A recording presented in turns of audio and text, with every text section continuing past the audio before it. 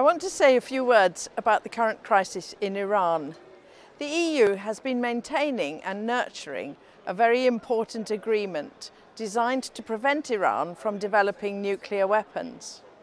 This agreement, called the JCPOA, was designed to lift trade sanctions so long as Iran did not pursue their nuclear ambitions.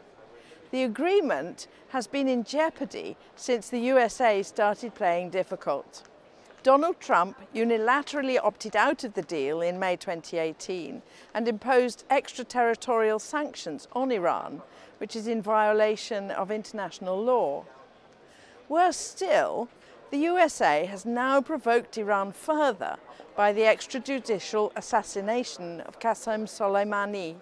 And in response to that aggression, Iran has announced that they will no longer comply with the limitation of the number of centrifuges that was imposed by the anti-nuclear agreement, although they have not expelled the inspectors who oversee what is going on. It's really important to try to keep the anti-nuclear agreement intact and to restore it to working order. But the US sanctions make this very difficult. Also, the mechanism set up by the EU to bypass the US sanctions and secure some flow of trade has so far been unable to deliver what's needed. Unsurprisingly, this gives Iran little incentive to comply.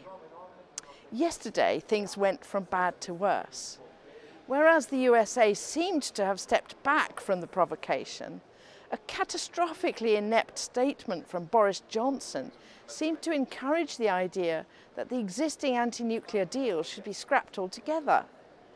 A very negative statement from three countries, the UK, France and Germany, announced that they were initiating dispute resolution procedure within the deal. Both these moves make it hard to maintain the good work that Europe had been engaged in, to work together as a single voice and hold to the Iran anti-nuclear deal.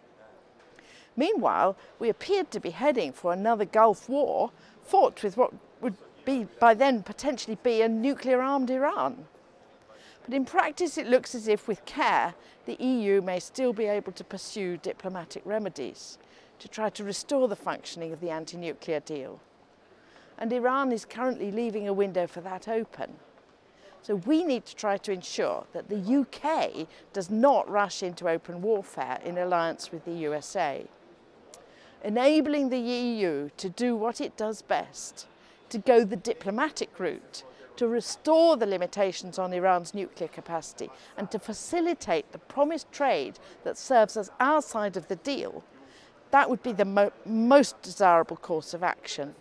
So I'm crossing my fingers that the UK and the EU will work together on this and step apart from the warmongering of the blonde clown on the far side of the Atlantic.